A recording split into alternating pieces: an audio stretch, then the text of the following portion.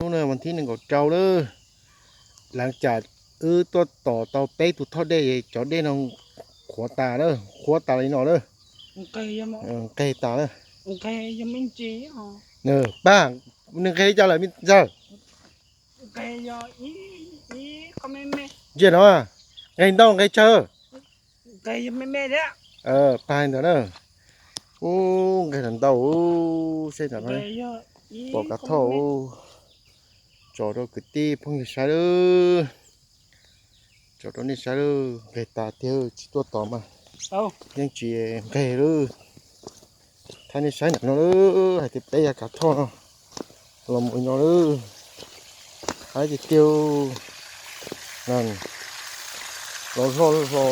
ถุนเนาะซะนะไม่ถึงกันเนาะก็คือเล่นเชี่ยวที่ชีคือแต่ที่นั่นคือยอดหลีกข้าวเยอะเดี๋ยวจู่ลองห้องนำมาเที่ยวขัวตาเที่ยวเลี้ยขัวใช้ที่นี่ตาใช้เลยตัวจะงาหน้าต้นดีจะกัดเท่าหนอ